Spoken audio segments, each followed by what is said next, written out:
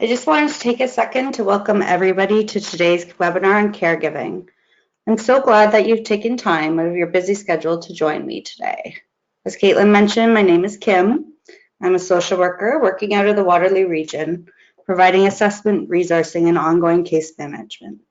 I'm also a caregiver of a parent with Parkinson's. As a caregiver of a parent with Parkinson's, I'm uniquely aware of the time, energy, and love that goes into caregiving. I appreciate both the stresses caregiving can present and the opportunities for growth, both for myself and in my relationship with my parent. As a social worker, I'm aware of the importance of building skills and supports to ensure that both my parent and I am well cared for. I work with many families and couples that are navigating chronic illnesses, and I am constantly in awe of their ability to support those they love as they learn to manage a new reality. I understand today that there will be a diverse group of caregivers joining us, some spouses and children for sure, but also that fantastic lifelong friend or neighbor, brothers and sisters, and everyone in between. I'm also sure that there is a diverse group of patients at different stages of Parkinson's, those recently diagnosed and those who have been living with Parkinson's for many years. Welcome to all of you, and I hope that some of what we discussed today is helpful in some way to each of your unique circumstances. There's some pictures of my mama. Today I hope to cover the following information. First, I want to talk about what is a caregiver, what are the roles that you're taking on, and what are all the jobs that you're tasked with. Next, we will discuss the 10 commandments of caregiving. These include Commandment 1, take care of you.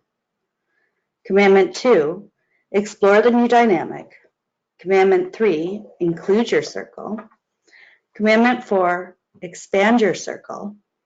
And Commandment 5, embrace the bad days. Commandment 6 says, don't leave the future to chance. And Commandment 7, be your loved one's best advocate. Commandment 8, know your limits. And Commandment 9, remember you, remember them. And Commandment 10, important, sometimes things are funny, laugh. Finally, we will discuss the positive impacts that caregiving can have on us. So before we begin, let's take a minute to grab that cup of coffee and notepad, or to simply breathe in and out. Let's turn off any distractions and enjoy this little bit of time we have together today. What is a caregiver? So what is a caregiver? It's a term that gets thrown around and in social work gets well researched without really taking a moment to consider what is this role that we've taken on. A caregiver is anyone that takes on a direct or indirect care role. This can be for a spouse or parent, friend or neighbor. Often, the caregiver is a trusted companion of the patient, is the primary communicator to family, friends, and healthcare professionals, while also providing hands-on care. When people think of caregivers, they think of the person that is helping someone out of the car or making a meal. But caregiving is so much more nuanced than that. The caregiver is often the person that is navigating the healthcare system, keeping track of healthcare information, managing medication, reporting new symptoms or side effects, being their loved one's advocate, and the person that is having to encourage healthy behaviors even through difficult circumstances. It's driving to doctor's appointments, paying bills, picking up medications. It's keeping your kids, parents, or friends in the loop. It's all of the little things you do to help ensure the best for the person you love. It's the nights you spend thinking about how to best care for them, and it's the time you take to educate and prepare yourself as a caregiver. It's the time you spend worrying about your loved one and what the future will hold for both of you. And it's the hour you're taking right now out of your busy day to talk about your role and how to best support yourself to be a better caregiver. No wonder there's so much talk of caregiver stress and burnout. When you take pause and think about all of the tasks involved in caregiving, you can appreciate the amount of time you invest each week into your role as a caregiver. In fact, the Caregiver Action Network estimates that caregivers are spending at least 20 hours a week providing care, and that as a disease progresses, the number of hours providing care increases. They've estimated that the amount of time caregivers in Canada give would be of the value to the tune of over $24 billion a year. $24 billion. Think about that. When I think about that, I think about the need to invest in this invaluable resource. So, with this in mind, let's get down to business and explore this role and how we can support ourselves in order to support those we love. Commandment 1, take care of you. We all know the drill on airplanes. Put your mask on first and then take care of those around you. I remember thinking about this when I first became a mom. How selfish. I would always take care of those I love first, and then I would worry about me. But the research is actually there. You do have to put your mask on first, or it will be to the detriment of those you love. Caregiving is no different, and the research is there to prove it. When caregivers don't take care of themselves, it is to the detriment of the person they are caring for. Caregiving, as we discussed, is a huge undertaking. With all of the time that we invest in direct care and all the effort and thought we put into indirect care, we have to make room for ourselves. Research has shown that when we don't take care of ourselves, we become stressed. When we become stressed, we can become burnt out. And when we become burnt out, we can't carry out our role as a caregiver, not to mention the impact it can have on our own health. Now, I understand this is not easy. I also understand that this at times feels impossible. And I'm no saint myself when it comes to this commandment. But I can say from my own experience and from those of the caregivers I worked with, that when you don't make this a priority, it will negatively impact the person you are actually most wanting to support. So I would say to you, your care is just as important as any of the tasks that we will talk about. In fact, if you're to read the research, I would say it is one of the most important tasks you can fulfill in order to be the best caregiver you can be. So, how do you do this? Well, everyone is different, but essentially it is about carving time in your day and week to do things that bring you peace and joy. Now, most of us can't spend a day or week on a tropical island relaxing with no cares. So we have to find moments during our week to intentionally take care of ourselves. I say intentionally because it has to be just that, intentional. It needs to be a part of the schedule and part of the doctor appointments and medication regime. Remember, it's just as important. For some, this may mean getting to see family and friends regularly. It may mean joining an exercise program or a sport. It may mean joining a book club or just getting out to window shop. It could mean having a nice hot bath or taking 30 minutes to watch our favorite show on TV. Whatever it is, you need to define it and you need to do it intentionally. So, if you could indulge me right now, take a second to think about things that bring you some peace and joy. Now, write them down, please. For me, it's spending time with my daughter and husband, playing a game of cards. It's going for a quick drive, listening to my favorite songs, or, despite my husband's protests, browsing at HomeSense. It's taking 10 minutes before bed to indulge in a really good book. For my dad, it's seeing his kids and grandkids. It's curling once a week and going to the pub to socialize with friends over a cold beverage. When you think of your list, there are things that you can do every day. If not, think of some things you can do every day and make a plan for how you will fit it into your day. Now, are there things you could do once a week or once a month? Again, make a plan for where it fits into your schedule. If there's one thing you take away from today, let it be this. You have to make time for yourself. You have to. I know it may seem hard, but it is necessary. It doesn't have to be big, but it has to be intentional. I hope by the end of this webinar, you've made your list and have scheduled it into your week.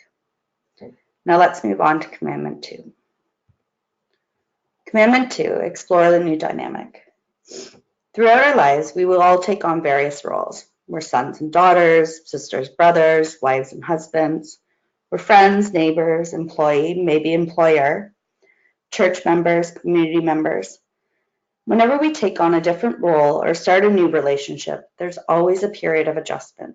What does this mean to me? Where do I fit into this? And how am I going to be in this new role? Just as the one we love is taking on a new reality, being a person diagnosed with Parkinson's, we too, as caregivers, are beginning a new reality too. We need to take time to answer some of these questions, both for ourselves and with our loved one. What does it mean to be a caregiver? What is expected of me? How do I take on this role while maintaining the other important roles I have? And how do I take on this role while also still maintaining my relationship with the one I'm caring for? These are big questions, and questions that will need to be looked at repeatedly. This new dynamic is something that should be continually explored. Sometimes what I see in my practice is that a caregiver role can take over, leaving our, so to speak, original roles as spouses or children. I see this with couples who only speak of the various tasks they've taken on, but can't name a thing they've done recently to nurture their relationship as spouses. Or children whose only conversation with their parents now revolve around their parents' diagnosis and not about what's happening in their own life. I hear this when a patient says their caregiver is treating me like I can't do anything anymore, or when a caregiver says all we talk about now is Parkinson's. It's important to make space for our original roles to remain. It's important not only to the relationship, but also to the one you love, so they know they are not simply now a patient, but also still very much the person we fell in love with, and or the one that raised us. Navigating these kinds of discussions can be difficult. Often people find having a third party help hold them these conversations as invaluable. This is definitely where a social worker or counselor can be of help. One of the ways that a social worker can help you is to show you how to create a safe space where these difficult conversations can be had in an environment that is non-judgmental, free of criticism and conflict, where you can both feel that you will be heard and given the space to honestly explore your feelings, good and negative, regarding your new roles together. What I have found is that when you and your loved one are given the opportunity to explore these feelings and thoughts in a way that you are cared and supported in, then the window for anger and resentment begins to close. This is intended to be an ongoing discussion. As the disease progresses, your role and the meaning of being both a patient and caregiver is going to change. But starting to learn how to hold these conversations at the outset will give you and your loved one the room to continue your original relationship within your new dynamic. It can be difficult to hear and to say things at times, but learning to communicate in a way that is honest and caring will hold you both during difficult times. Commandment 3, include your circle. Commandment 3 is all about defining your circle and choosing the direction you would like them to take. Parkinson's can feel like a marathon, so you're going to want the best team to put the best foot forward. I would like you to close your eyes right now and take a second to think about who would you include in your circle. Now, think about who would your loved one include. The circle needs to hold both of these groups. Those people you need as a caregiver, and those your loved one needs as a person living with Parkinson's. I encourage you to write these lists down and take time to think about where do all these people fit. Who are the marathon runners? Who are the people you can call in the middle of the night when needed? And who are the ones that are good for a chuckle? Now, what do you do with this list?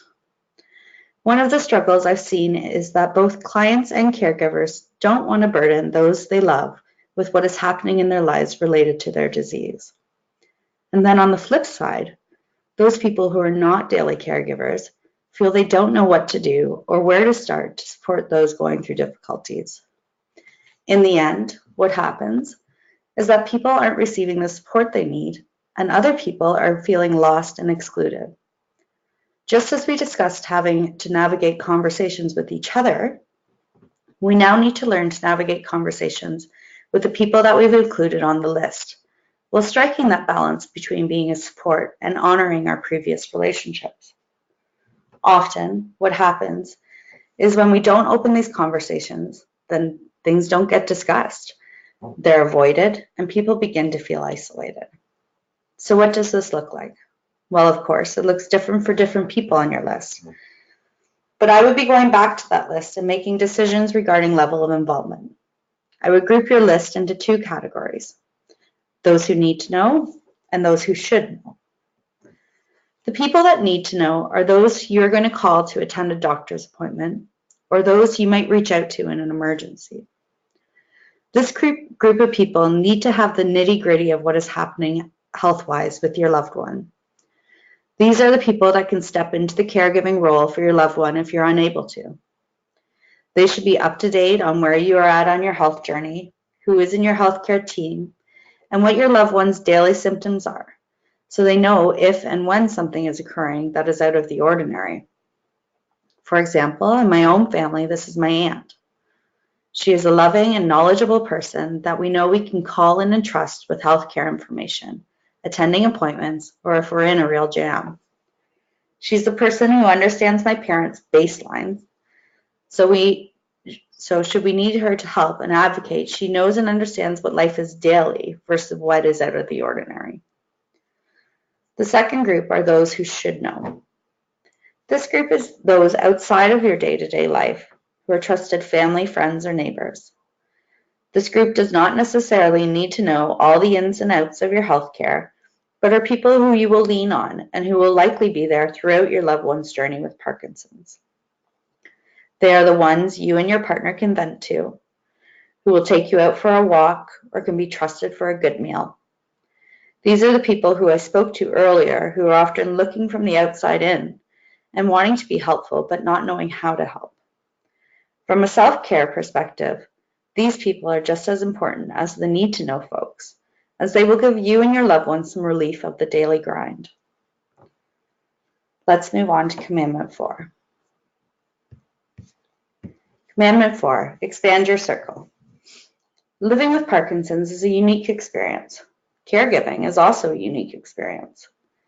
As you go along this road, it's important to surround yourself with people that understand both the uniqueness in living with Parkinson's and, as a caregiver, the uniqueness of the caregiving experience.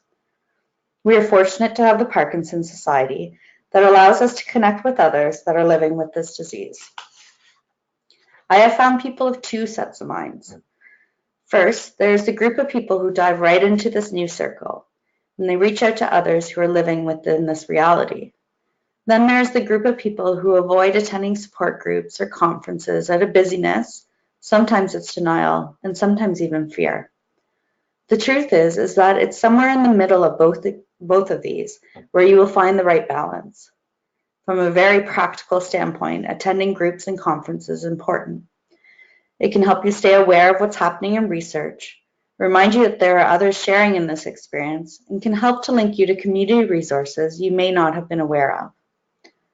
Participating in Parkinson's-related events and championing a cause related to the disease can provide meaning and purpose to both you and your loved one.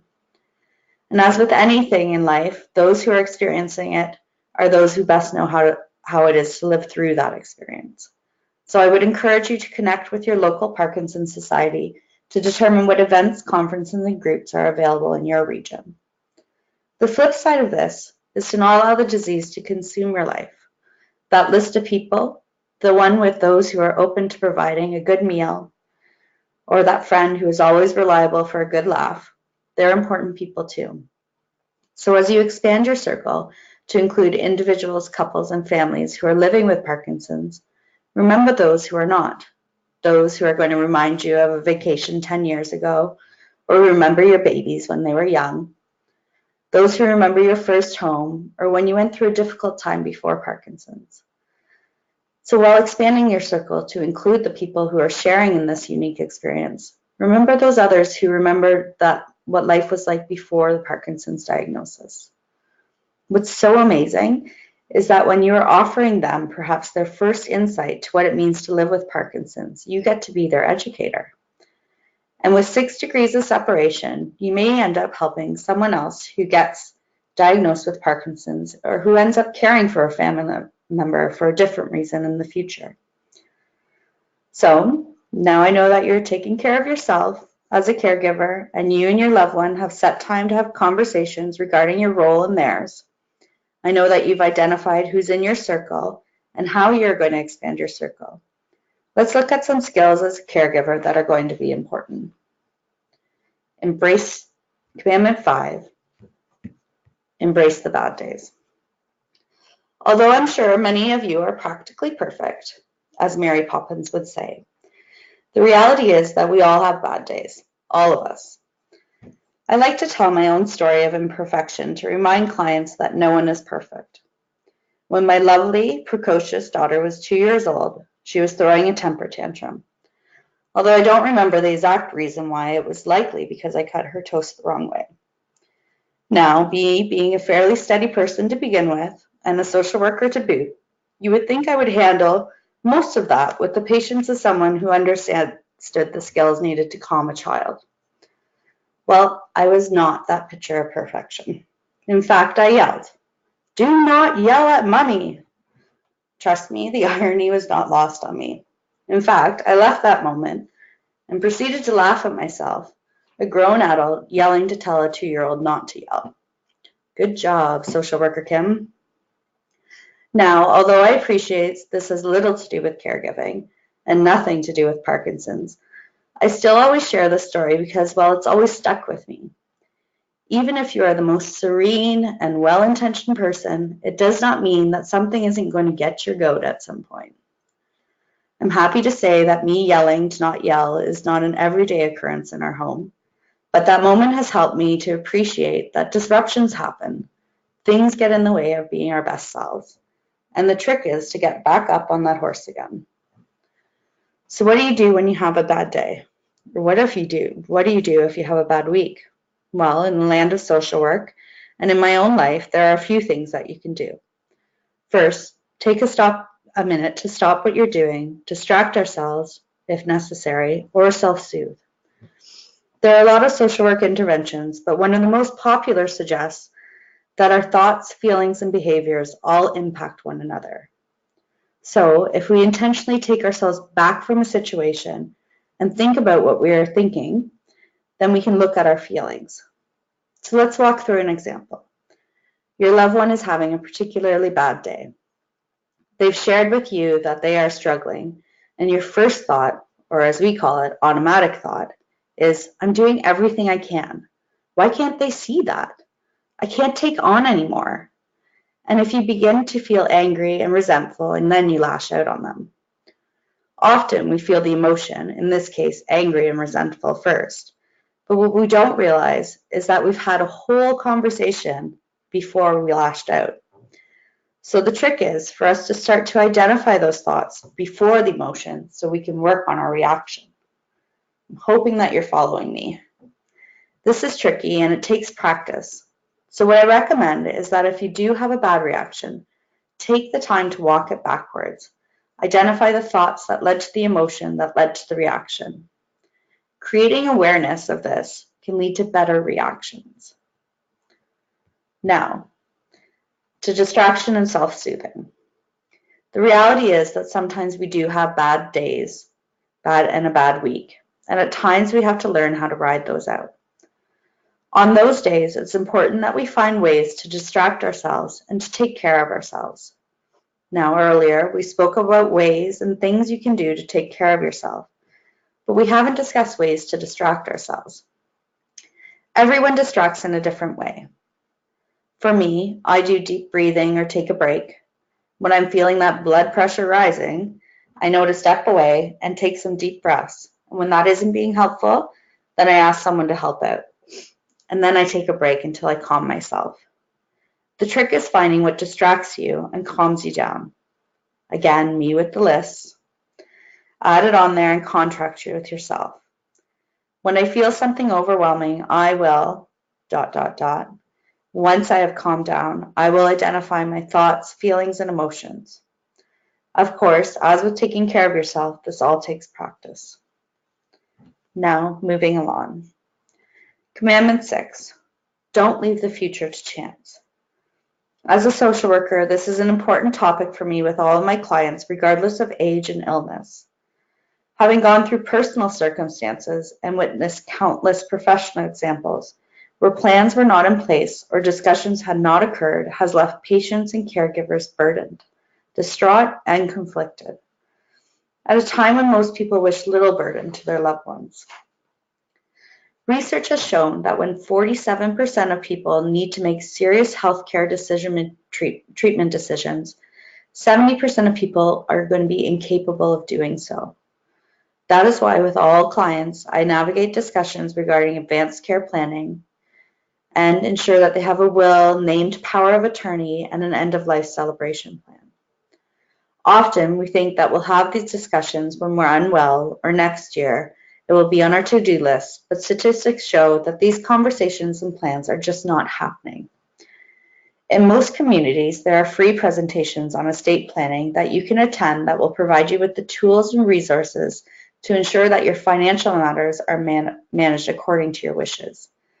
I recently attended one of these presentations in Waterloo Region and found that hour and a half that I gave invaluable. I highly recommend attending a presentation. They're often offered for free. The flip side of this is your personal care wishes. Speak Up Ontario is an initiative by Hospice Palliative Care Ontario to improve awareness of healthcare consent and advanced care planning in the province of Ontario.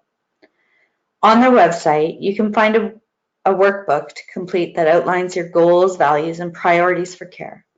This is not a medical directive, but instead a way of navigating a conversation with those who may be in a position that they have to make medical decisions on your behalf.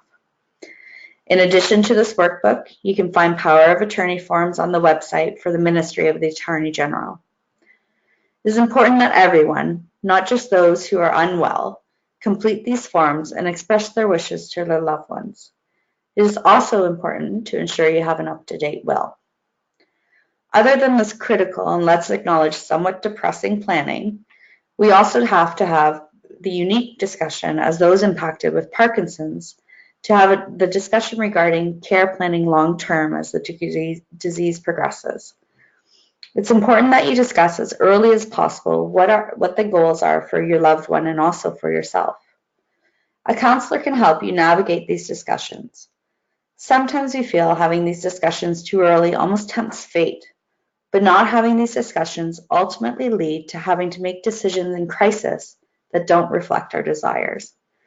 And although we can't avoid crisis, it occurs, we can help to mitigate the impact if we have these discussions and complete these steps first.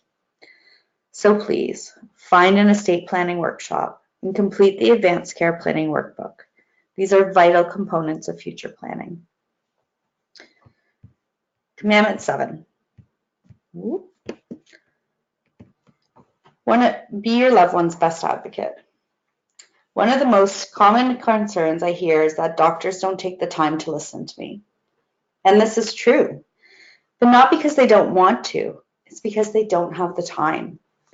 A long time ago, someone told me that you're your best healthcare advocate. This was long before I got into social work and I was navigating the healthcare system for a family member. And then I got into the healthcare field professionally, and I realized the level of need that exists in our community and how much doctors, and particularly specialists, are having to take on. I quickly began to change how I approached doctor's appointments, and instead I became prepared to be the best advocate I could. For all of my clients, I have a healthcare binder. In this binder, I keep a list of all informal contacts, think that list of friends you made above, and a list of all the healthcare providers involved, from neurologists to physiotherapists. Keep a list of medications and keep that updated whenever it's changed. The pharmacy can provide that to you. And then I keep any assessments in there. And finally, for every doctor's appointments I attend, I keep a note of what is our goal for that appointment set prior to the meeting, what was discussed, and any action plan or outcome following the appointment. When it comes to setting goals for the appointment, I develop this by tracking symptoms daily and requesting clients keep a health journal. Now, this may seem a bit of overkill, but it's incredibly important. In order for a doctor to give you the best care, you must be able to provide them with the best and most relevant information. This includes understanding what your loved one's baseline is or their usual day-to-day health. Knowing and understanding this and then keeping logs in order to demonstrate variances is critically important to catching symptoms before they become unmanageable, and in a crisis, being able to advocate for your loved one. There's a saying, and I can never remember if it's you don't see the trees in the forest or the forest through the trees, but however it goes, it's about the fact that when you are in the thick of things, sometimes you don't notice the slight but important changes. The healthcare system is not perfect. It's overburdened, it's confusing. And let's be honest, some doctors don't have great bedside manners, just like some social workers aren't that fantastic. But being a well-informed and organized patient will go miles to help you get the best care. Know your limits. I've been thinking about this commandment lately as I interact with many patients and caregivers who are on their personal health journeys. I think we all start off motivated, energized, and with our very best intentions in check. We're ready to fight the battles, climb the mountains we need to for our loved one, and educate the world around us about what life is like living with Parkinson's. Somewhere along the way, though, sometimes we get tired. Years have maybe gone by, our loved one's illness has progressed, and life for those around us has gotten hectic, as life usually does. This is the time when we're tired, that we need to know our limits. Often I become involved when caregivers have already become burnt out, when they're struggling to fulfill the tasks that they set out to champion. Remember, Parkinson's disease is a marathon, and we sometimes forget to treat ourselves like marathon runners. It's important to recognize the signs of burnout in ourselves. These can include withdrawal from family and friends or activities that used to give us joy, feeling irritable or hopeless, change in appetite and or sleeping habits, getting sick often, emotional and physical exhaustion, irritability, and even thoughts of harming ourselves or the person we love. If you're feeling any of these symptoms, it's important that you, yes, you, the caregiver, go see a doctor. Remember, you are a necessary part of this equation, and therefore your health is just as important. Some of what we've spoken about so far are strategies to reduce the likelihood of burnout, making taking care of ourselves a priority, including our circle and expanding it, having the skills in place to help our loved ones receive the best care, and having ongoing discussions regarding care goals. This all helps, but if you're finding that those bad days are turning into bad weeks, which are turning into bad months, then we need some help. And if we are finding ourselves feeling burnt out, then it's time to bring in the doc and some other supports. This may include joining a caregiver support group. It may mean ourselves going to a counselor, and at times it may mean looking at some respite for our loved one while we recoup. Remember, our poor health has impacts on our loved one, and we need to ensure we are in our best shape to support them. Often caregivers will say to me, yeah, but there's no time for that, or we don't have the finances. And you're right, it may feel that way, but not once, so far I would add, have I been unable to find either their own personal or community resources to support them. And let me tell you that burnout is very common and very normal. Do you remember when we discussed the number of hours that are invested in caregiving? 20 being the average and only increasing as the disease progresses? That's a lot of time invested in a role day in, day out. So if you're feeling any of these symptoms, reach out. It does not mean you're selfish or uncaring. It does not mean you're weak or a burden. It means that you care, that the care of the person you love is so important to you that you will do anything to ensure they are well cared for, even if it means getting help for yourself. Commandment 9, invest in your many roles. Throughout the presentation, we discussed your many roles and the many roles that your loved one has as well.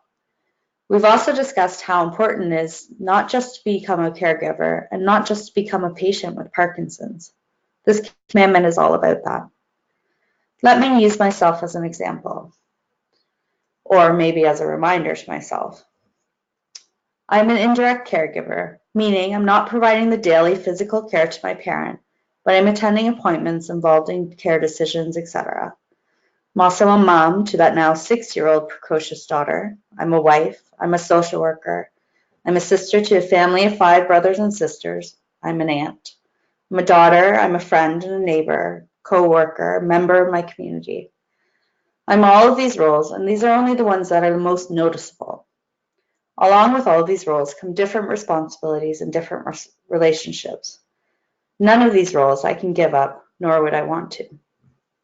When I think of my mom, I think of these roles and how regardless of her journey with Parkinson's, these roles have never changed. She's still a mom and nana, she's a wife and friend. And when I think of my dad, her primary caregiver, his roles haven't changed either. What has changed, particularly a decade into Parkinson's progression, is how my parents are able to manage these roles. This is where caregivers come in, and where the importance of that list of your circle is highlighted. My mom has often said she doesn't want to burden anyone or worry them, so there's a temptation to isolate herself. I would challenge her by asking, what would you do if the tables were reversed? Let me tell you, my mom is a bit of a powerhouse, sending cards and flowers to everyone on special occasion, organizing celebrations, and giving back to her community any chance she could. She is a woman that got her master's degree while raising 3 young children. Like I said, a powerhouse. The reality is that if the tables were reversed, she would have been the first one visiting and the first one checking in. Part of her jobs as a caregiver and advocate is to remind her of that. And when she's unable to physically get out, it's then our job to ensure that these roles continue by connecting her to those she cares for, by reminding people to visit and stay in touch, or to bring opportunities for our family to get together. The flip side of this is to ensure you as a caregiver are investing in your many roles as well. You have as many roles as your loved one, and you need some time to nurture those. Call that high school friend. Make a date with your children or grandchildren. Take a moment to give back to your community. Commandment 10.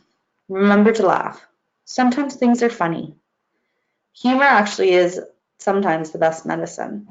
There are actual studies that look at the impact laughter has, which is kind of funny. Some of the ways that laughter is good for your health is it relaxes your body, boosts your immune system, releases those good endorphins. A good joke helps to lighten the mood and ease anxiety, can help people feel connected and improve relationships. Laughter is incredibly important as you are on this journey. I'm blessed to be a part of a family that is pretty funny, maybe slightly inappropriate at times, but we do love to laugh. Even my mom, in the worst of moments of her illness, has been known to crack a joke. Our loved one may not feel they have much in their control, but this they do. So add some humor to your life. This may mean a great movie or times with that friend who always makes us smile, or it may mean reminiscing about a time when life felt a bit lighter.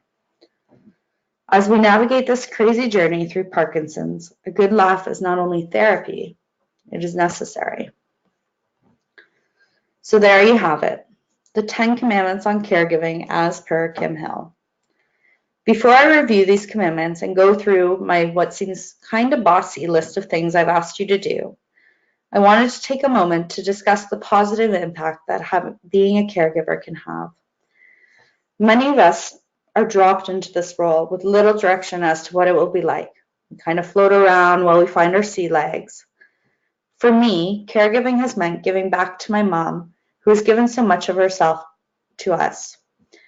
It's meant that when I put my head down at night, I know I've done right by her and my family. It's allowed me to instill in my daughter the importance of taking care of the people you love. Professionally, it's inspired me to study caregiving and the impact it has on patients. My own journey has helped my ability as a social worker to understand and admire the amazing caregivers that are out there in every community. For the spouses I've met, it's meant fulfilling a promise that they made many years ago, not knowing the strength and the ability they had to advocate and care for someone, and it's allowed them to remember and reminisce about the life they've managed to build together. So in those difficult times, take a moment to wonder at the strength you've shown and the growth you've made. You are inspiring people all around you. Now, to review everything we've discussed. First, we talked about taking care of you. I gave the oxygen mask on an airplane example, and I'm pretty sure I was a little bossy about the importance of this. You're an equal part of this equation. We need you. We talked about making a list of things that bring you peace and joy, and then intentionally scheduling those into your days and months. Next, we talked about both including and expanding your circle. Including your circle meant making a list of all of the people in both you and your loved one's life, and then dividing that list into those who need to know and those who should.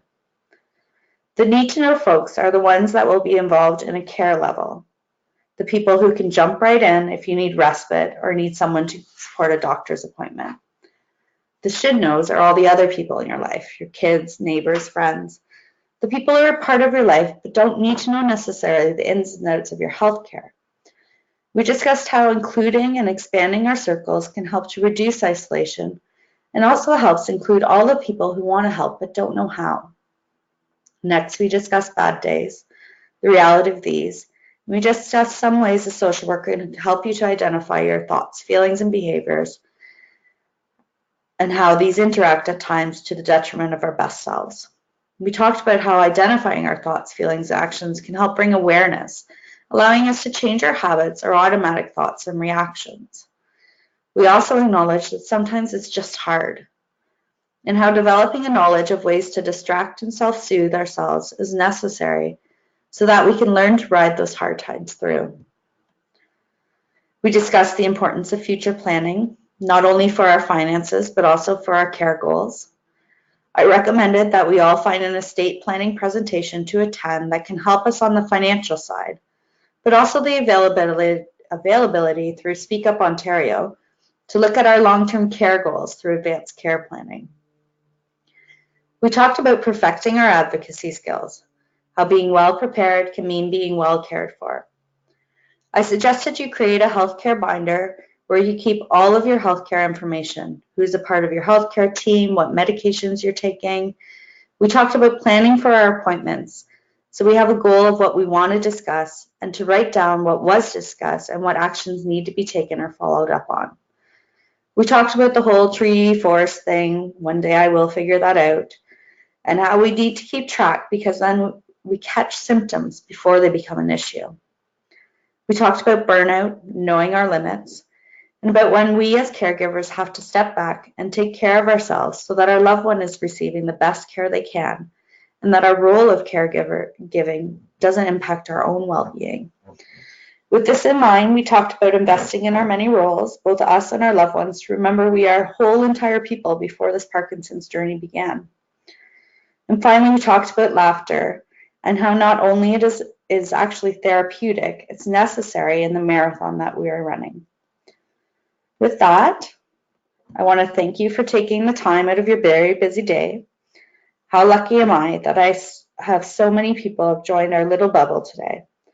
I hope you found at least one good takeaway, and I wish you very well in your caregiving journey and good health to your loved one.